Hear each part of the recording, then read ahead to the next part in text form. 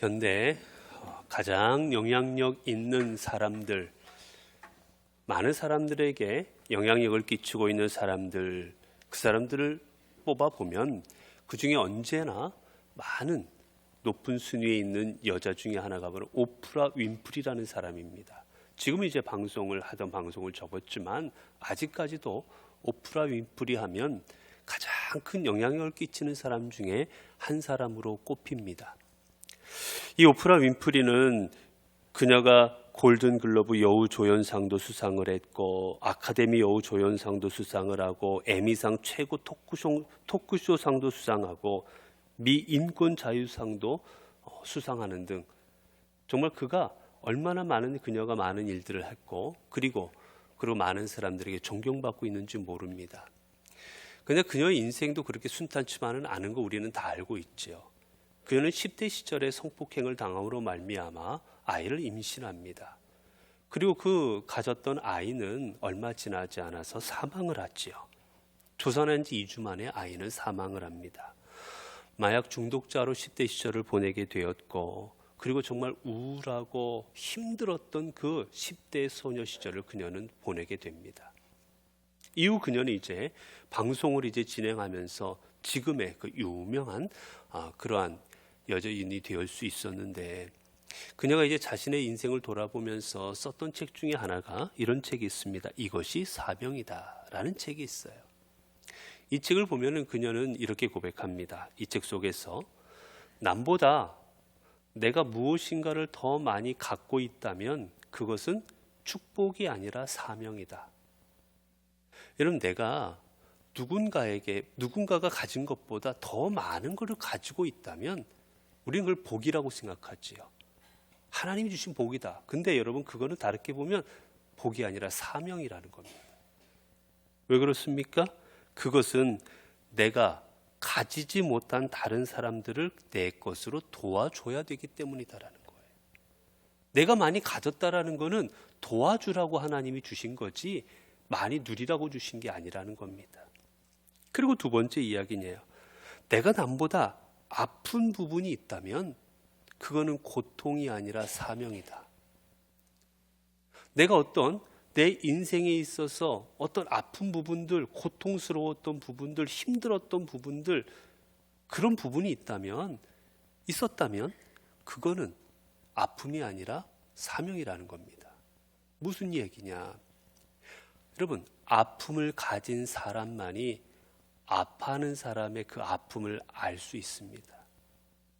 내가 시련을 당해봐야 시련당한 사람이 얼마나 아픈 줄 알고 내가 배신을 당해봐야 그 배신의 고통이 얼마나 쓰라린가를 알게 되고 내가 돈 때문에 고통을 당할 때 그 돈이 없을 때 얼마나 고통스러운지를 알고 내가 건강을 잃었을 때 그 고통을 당해야 건강을 잃었을 때 그 고통이 얼마나 힘든지는 아는 거죠. 그렇기에 내가 아픔을 당해봐야 그 아픔을 통해서 아픔을 당한 사람들을 진정으로 위로하고 진정으로 도와줄 수가 있다는 겁니다. 그래 사명이라는 거죠. 그것도 말합니다. 셋째, 남보다 내가 설레는 꿈이 있다면 그거는 망상이 아니라 사명이다. 내가 꿈이 있다. 내가 이 땅을 위해서 무엇인가 해야지. 내가 커서 어떤 일들을 이루어야 되는 꿈이 있다면 이건 사명이라는 거예요. 왜냐? 내가 그 꿈을 이룸으로 말미암아 그 꿈을 통해서 많은 사람에게 봉사할 수 있기 때문이다라는 겁니다. 또 이야기합니다. 내가 남보다 부담이 되는 부분이 있다면, 부담되는 어떤 것이 있다면 그것 또한 사명이다. 여러분, 우리는 부담을 느끼는 게 있어요. 가장으로서의 부담감을 갖고 평생 살아갑니다. 부모로서의 부담 가지고 평생을 살아갑니다. 내가 교회에서는 어떤 직분자로서의 그 부담 가지고 살아갑니다. 성도로서의 부담을 가지고 살아갑니다. 그런데 여러분, 우리는 그 부담이 있기에 사명을 감당하는 겁니다. 내가 부모로서의 부담감이 있기에 부모로서의 그 일들, 해야 되는 일들을 저버리지 않고 감당하고 살아가는 거예요. 그렇게 부담 또한 주신 사명이다라는 겁니다. 여러분, 우리는 과거를 생각하면 늘 그렇지요. 핑계를 댑니다. 나는 내 과거 때문에 어떤 일을 이룰 수 없다. 내가 건강하지 않기 때문에 나는 감당할 수 없고, 나는 배우지 않았기 때문에 감당할 수 없고, 나는 가진 게 없기 때문에 감당할 수 없고, 우리는 언제나 과거 때문에 현재를 제대로 못 산다고 생각을 합니다. 그러나 여러분, 돌이켜보면 내가 경험한 과거의 모든 일들은 내가 현재를 살아가는 가운데 사명을 감당하라고 주는 훈련들인 겁니다. 그래서 그녀는 자신의 삶에 모세를 롤 모델로 삼습니다. 쫓겨나고 방황하고 살인자였던, 그러나 하나님께 온전히 쓰임받았던 그 모세를 자신의 롤 모델로 그녀는 늘 삼고 살아갔다고 합니다. 여러분, 그렇지요. 우리는 이 땅에 다 사명자입니다.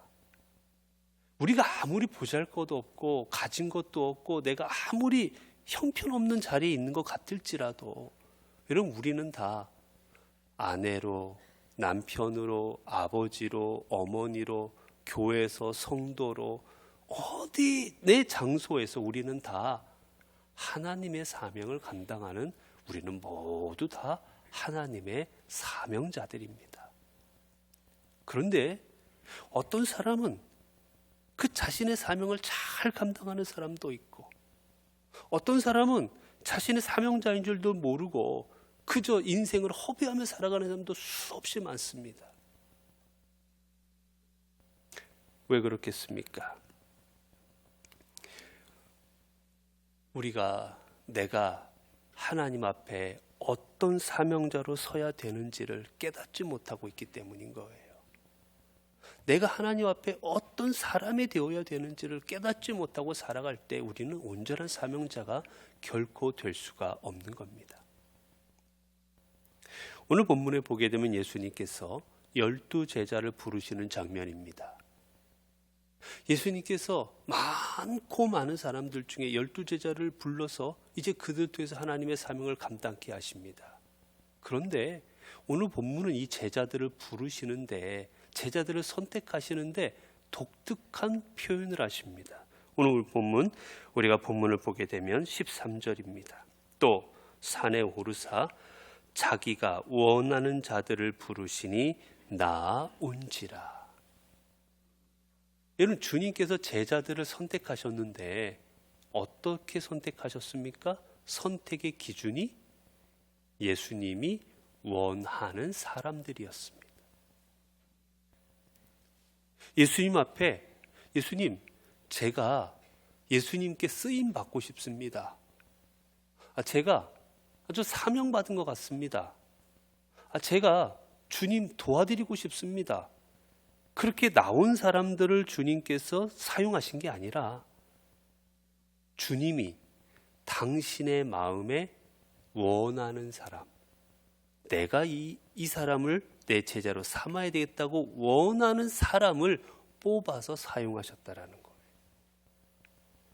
주님 앞에 나왔다고 다 사용하신 게 아니라는 겁니다. 주님이 원하시는 사람을 썼어요.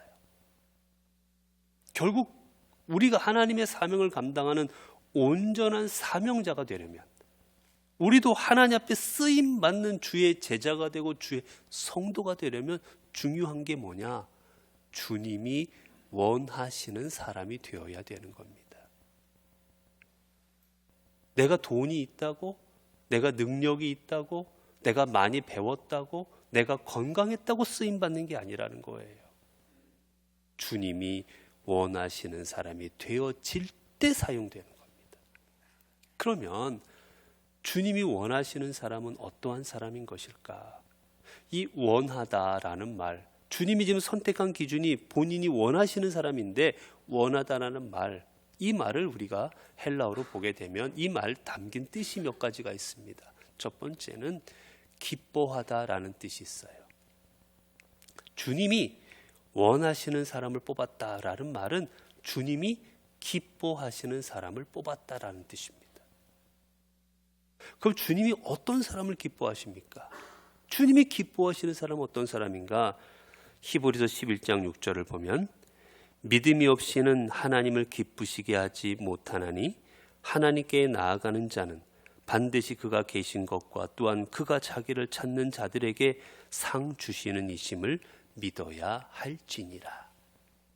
여러분, 하나님을 기쁘시게 하려면 무엇이 있어야 되느냐? 성경은 말합니다. 믿음이 없이는 안 된다. 즉 믿음이 있어야 된다는 거예요. 믿음이 있어야 하나님께서 기뻐하신다라는 겁니다. 그러면 도대체 그 믿음이라는 건 뭐가 믿음입니까? 주님 앞에 나와서 예배 많이 드리고 매일같이 기도하면 그게 기뻐하시는 믿음일까? 본문에서는 이렇게 표현합니다. 반드시 그가 계신 것과 그가 계신 걸 믿어야 돼요. 이게 믿음이에요. 여러분, 믿음이 뭡니까? 믿는 게 뭘 믿는 겁니까? 하나님께서 우리의 구원자가 되시고 우리와 함께 계신 걸 믿는 겁니다, 여러분. 그분이 지금도 우리를 다스리시고 그분이 지금도 우리의 구원자가 되시고 우리와 함께 계시고 우리를 다스리심을 믿는 거, 이게 믿음인 거예요. 하나님은 2000년 전에, 아니 수만 년 전에, 아니 저 하늘에 계신 분이 아니라 여기에 계신 분인 줄로 믿는 것, 그게 믿음인 겁니다, 여러분.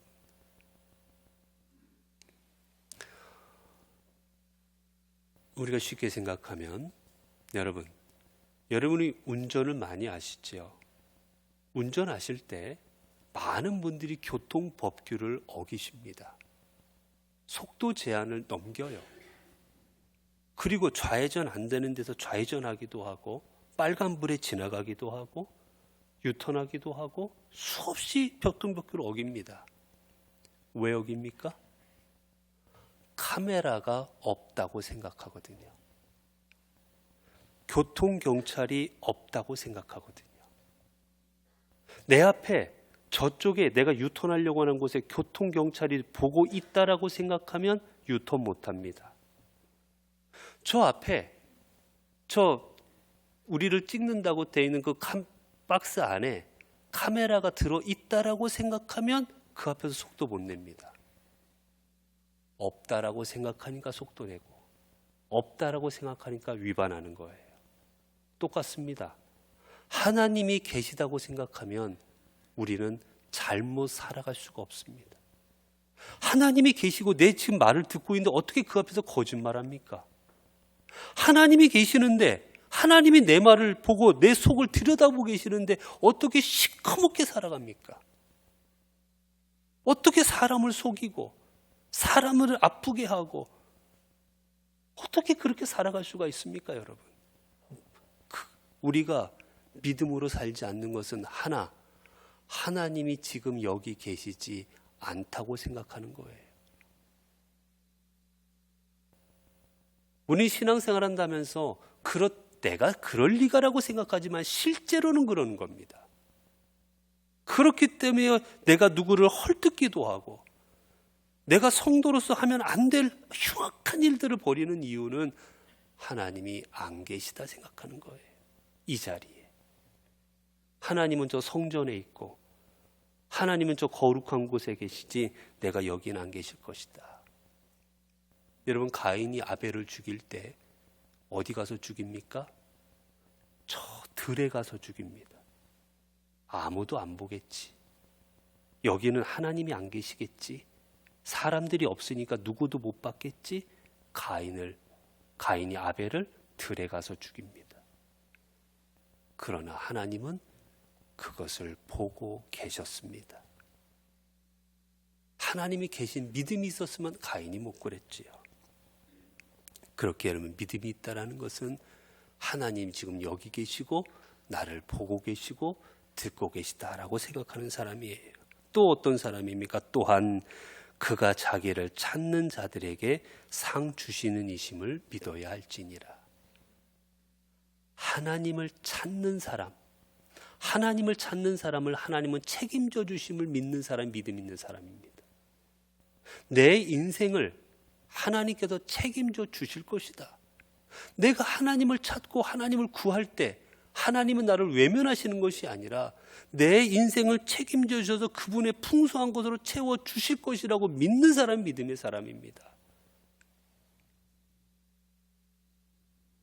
하나님을 찾는데도 불구하고 하나님이 나를 외면할 것이고 하나님이 나를 보살펴 주지 않을 것이라 생각하면 결론은 뭐겠습니까? 하나님을 찾지 않게 되는 거지요. 세상을 찾습니다. 그러나 하나님이 도와주실 것을 알면 하나님을 찾습니다. 여러분, 어린 아이들이 누구를 찾습니까? 어려운 일만 생기면 엄마를 찾아요. 아빠를 찾습니다. 왜요? 엄마와 아빠를 부르면 나를 도와줄 것이고 나를 책임져 줄 것을 알기 때문인 겁니다. 여러분, 그렇게 다윗은 시편을 통해 이렇게 고백합니다. 시편 34편 10절을 보면 젊은 사자는 궁핍하여 줄일지라도 여호와를 찾는 자는 모든 좋은 것에 부족함이 없으리로다. 여호와를 찾는 자는 모든 좋은 것에 부족함이 없으리로다. 다윗의 고백입니다. 여러분, 주님께서 다윗을 누구라 이야기하십니까? 다윗을 가리켜서 이렇게 말합니다. 사도행전 13장 22절을 보면 다윗을 왕으로 세우시고 준비하여 이르시되 증언하여 이르시되 내가 이새의 아들 다윗을 만나니 내 마음에 맞는 사람이라 내 뜻을 다 이루리라 하시더니. 여러분, 하나님께서 다윗을 가리켜 이렇게 말씀하십니다. 내 마음에 맞는 사람이다. 다윗을 내 마음에 맞는 사람이다라. 그를 그렇게 말씀하십니다. 그를 그렇게 말씀하신 이유가 뭐겠습니까? 우리가 방금 읽은 것처럼 하나님이 계시고 하나님이 내 인생을 책임져 주실 걸 믿고 나아갔기에 하나님께서는 그를 내 마음에 합한 사람이다라고 표현해 주신 거예요. 그 다음에 어떤 사람이 또 주님이 기뻐하시는 사람입니까? 로마서 11장 1절을 보면 그러므로 형제들아 내가 하나님의 모든 자비하심으로 너희를 권하노니 너희 몸을 하나님이 기뻐하시는 거룩한 산 제물로 드리라. 이는 너희가 드릴 영적 예배니라. 하나님이 기뻐하시는 제물로 드려라. 즉 하나님 앞에 산 제물이 되는 걸 하나님은 기뻐하시는 겁니다. 여러분, 우리가 하나님의 산 제물이 된다라는 게 어떤 의미겠습니까? 쉽게 생각하면 이겁니다. 내가 죽고 내 안에 하나님이 사시는 겁니다. 그래서 갈라디아서 2장 20절을 통해서 사도 바울이 이렇게 고백했지요. 내가 그리스도와 함께 십자가에 못 박혔나니 그런즉 이제는 내가 산 것이 아니요 오직 내 안에 그리스도께서 사시는 것이라. 이제 내가 육체 가운데 사는 것은 나를 사랑하사 나를 위하여 자기 자신을 버리신 하나님의 아들을 믿는 믿음 안에서 사는 것이라. 여러분, 우리가 제물이 되는 건 다른 게 아닙니다.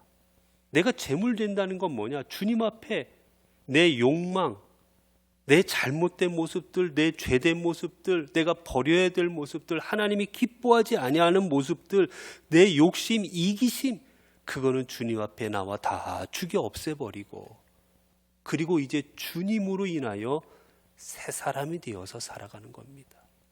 그래서 내 안에 주님이 역사하시는 겁니다.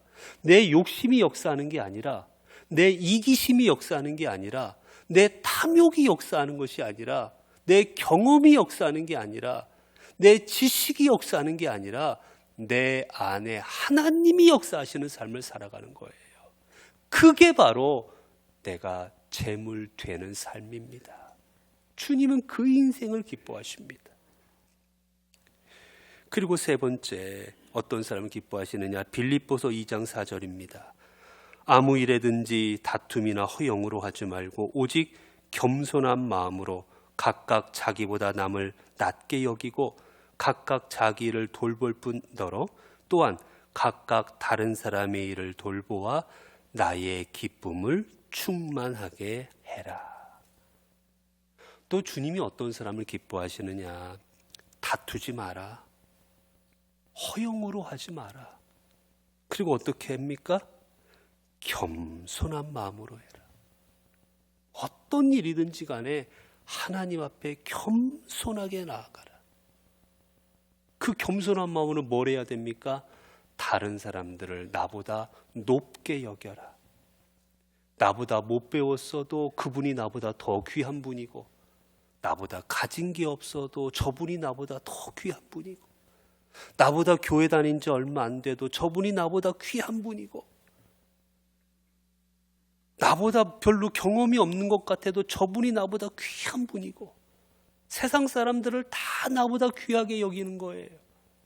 우리가 만나는 모든 사람들을 세상에서 만났든 직장에서 만났든 어디에서 만났든지 간에 모든 사람들을 나보다 귀하게 여기는 마음을 가질 때 주님이 그 사람을 기뻐하십니다. 여러분, 예수님이 그러지 않으셨습니까? 예수님은 자신보다 다 우리를 귀하게 여기셔서 십자가에 달리셨습니다. 자기보다 못나게 여겼으면 어떻게 십자가에 달리셨겠어요? 자기보다 귀하게 여겼기에 십자가 달리시지. 여러분이 누군가를 위해 희생하려면 어떻게 희생합니까? 나보다 귀하게 여길 때 희생하는 겁니다. 나보다 못난 인생이라고 생각하는데 어떻게 희생합니까? 내 자식이 나보다 귀하고 내 가족이 나보다 귀함으로 내가 희생하는 거지요. 주님이 원하시는 마음이 그 마음입니다. 그래서 각각 자기 일을 돌볼 뿐더러 너에게 주신 일을 열심히 해라. 그런데 그것으로 끝나지 말고 다른 사람의 일을 돌보아. 너 일을 열심히 하고, 그리고는 다른 사람이 어떻게 하고 있는지, 다른 사람들이 일하다가 힘들어하고 있는지, 그 사람이 도움을 요청하고 있는지, 도와줘야만 되는지 다른 사람들도 돌아보아라. 너 일만 열심히 하지 말아라. 그렇게 우리 그리스도인들은 나 혼자 살아가는 인생이 아닙니다. 내게 주신 사명은 먼저 감당해야 돼요. 그런데 그 다음에는 주변을 돌볼 줄 알아야 됩니다. 내가 배부르면 다른 사람도 배부른지, 내가 따뜻하면 다른 사람도 따뜻한지, 내가 쉬고 있으면 다른 사람도 지금 쉬고 있는지, 우리는 주변을 돌아보고 그 사람들도 인간답게 살아갈 수 있도록 내 도움의 손길을 내밀어 주는 것, 이게 하나님이 기뻐하시는 삶이에요. 주님은 이러한 사람들을 찾고 계시고 원하십니다. 그리고 이 기뻐하다라는 말 말고 또 하나의 뜻이 원하다는 뜻에 있는데, 그건 뭐냐? 바로 바라다, 구하다, 갈망하다는 뜻이 있어요. 하나님은 당신이 원하는 사람, 즉 당신이 구하고 바라는 사람이 있다라는 겁니다. 어떤 사람을 바라는 건지 미가서 6장 8절입니다. 내가 무엇을 가지고 여호와 앞에 나아가며 하나님께 경배할까? 내가 번제물로 일련된 송아지를 가지고 그 앞에 나아갈까? 여호와께서 천천의 수량이나 만만의 물 같은 기름을 기뻐하실까? 내 허물을 위하여 내 맏아들을, 내 영혼의 죄로 말미암아 내 몸의 열매를 드릴까? 사람아, 주께서 선한 것이 무엇임을 내게 보이셨나니 여호와께서 내게 구하시는 것은 오직 정의를 행하며 인자를 사랑하며 겸손히 내 하나님과 함께 행하는 것이 아니냐. 주님이 구하시는 것을 세 가지로 말했습니다. 성도들아, 주님이 구하시는 것은 천천만만의 기름으로 주님 앞에 제사 드리는 게 아니다. 그걸 주님이 기뻐하시는 게 아니다. 주님이 기뻐하시는 것은 뭐냐? 주님이 구하시는 것은, 우리에게 바라는 것은 첫 번째, 정의를 행하라. 여러분, 정의를 알아라라고 하지 않으셨어요. 정의를 행하라. 앞서 말했던 것처럼 여러분, 우리가 교통법규를 모릅니까? 우리가 세상에서 어떻게 살아가야 바른 길인지를 모르십니까? 어떤 법들을 내가 내 일상에서 지켜야 되는지 모르고 계십니까? 우리는 다 압니다. 물론 모르는 것도 간혹 있겠지요. 하지만 다 압니다. 문제는 정의를 알면서 정의를 행하지 않는 거예요. 이게 불의한 일인지 알면서 괜찮다 생각하고 불의를 행하는 겁니다. 그렇게 주님이 원하시는 삶은 너희들은 아는 거로 끝나지 말고 정의를 행하라. 바른 길을 걸어가라는 겁니다. 이게 잘못된 길인지 알면 하지 말고 이게 바른 길인지를 알면 가라는 거예요. 욕심, 이기심 그런 것 때문에 저버리지 말고 정의로운 길, 바른 길을 좀 가라고 말씀하시는 겁니다. 그게 내가 너희에게 구하는 거다. 두 번째는 인자를 사랑해라. 하나님을 사랑하고, 그리고 하나님을 사랑한다라는 건 내가 눈에 보이지 않는데 하나님을 어떻게 사랑합니까? 여러분, 하나님을 내가 사랑한다 말로 하면 사랑하는 겁니까? 사랑한다면 밥도 먹어야 되고, 사랑한다면 선물도 사줘야 되고, 사랑한다면 손도 잡아줘야 되고 안아줘야 되는데 하나님은 안 보여요. 근데 어떻게 사랑하시렵니까? 성경은 말합니다. 내 이웃을 사랑하는 게 하나님을 사랑하는 거다. 하나님이 사랑하는 이 땅의 사람들을 사랑하는 게 하나님을 사랑하는 거다. 사랑하기에 그들에게 전도도 해야 돼요. 사랑하기에 그들이 죄된 삶을 살아가면 죄된 삶 살아가지 말라고 권면도 해야 돼요. 사랑하기 때문에 그들이 힘들어하면 도와줘야 돼요. 사랑하기 때문입니다. 우리가 하나님을 사랑하기에 그 사랑으로 우리의 사람들을 사랑하는 겁니다. 그리고 또 어떻게 하셨습니까? 겸손하게 하나님과 함께 행하는 것이다. 우리의 길을 나 혼자 걸어가지 않고 내가 걸어가는 우리의 인생길을 하나님과 함께 걸어가는 것, 그게 주님이 바라시는 겁니다. 사랑하는 성도 여러분, 우리는 모두 하나님 앞에 사명자입니다. 하나님은 여러분 모두에게 작든 크든 사람들이 알아주든 알아주지 않든 어떤 일인지 맡기시고 우리를 이 땅에 보내셨습니다.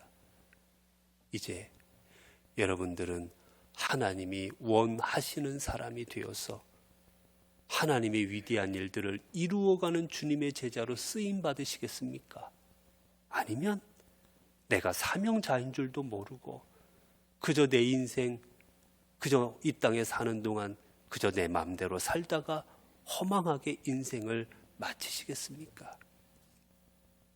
이제 우리 모두 하나님 앞에 하나님이 원하시는 사람들이 되시기를 바랍니다. 하나님께서 기뻐하시는 사람이 되십시오. 믿음으로 살아가십시오. 내 옆에 주님이 계심을 믿으십시오. 그리고 그 주님을 구하십시오. 찾으십시오. 그 주님이 여러분의 인생을 채워 주실 것입니다. 그리고 우리의 인생을 하나님 앞에 제물이 됨으로 말미암아 내 뜻대로 살아가는 게 아니라 이제는 내 안에 역사하시는 주님으로 인해 살아가십시오. 그리고 그 주님으로 인해 주님의 손이 되고 주님의 발이 되어 우리 주변의 사람들을 돌아보십시오. 그리고 정의로운 길을 걸어가고, 그리고 사람들을 사랑하며 하나님과 함께 나아갈 때 하나님은 베드로, 배우지 못했던 베드로, 무식했던 베드로, 아무것도 알지 못했던 야고보, 요한, 그 제자들을 하나님이 위대한 사도로 삼아주셨듯 여러분 모두를 이 시대 하나님의 사도로 삼아주셔서 여러분을 통해 놀라운 일들을 이루어 주시고 여러분을 통해 이 사회와 이 시대를 변화시켜 주실 것입니다. 기도하겠습니다. 은혜로우신 하나님, 우리 이제까지 내 마음에 맞는 삶을 살아왔음을 고백합니다. 내가 좋아야 됐고, 내가 좋으면 하나님도 좋으신 것이고, 내가 기뻐야 됐고, 내가 기쁘면 하나님도 기쁜 것이고, 내가 만족해야 됐고, 내가 만족하면 하나님도 만족하리라 생각했습니다. 그러나 이제는 우리가 주님의 제자가 되고 온전한 주님의 성도가 되어 주님의 마음에 맞는 사람, 주님이 원하시는 사람이 되게 하옵소서. 주님은 오늘도 주님이 원하시는 사람을 부르시고 주의 제자로 삼으시는 줄로 믿습니다. 우리 모두 주님 기뻐하시고 주님의 그 마음으로 주어지는 모든 일을 감당할 때 12제자가 주님의 놀라운 사도가 되었듯 우리도 이 시대에 하나님의 사도 되게 하옵소서. 그리하여서 저희들이 통하여 하나님의 귀한 역사가, 이 땅을 변화시키는 하나님의 귀한 놀라운 일들이 우리를 통하여 이루어지게 하옵소서. 우리 주 예수 그리스도 이름으로 기도드리옵나이다. 아멘.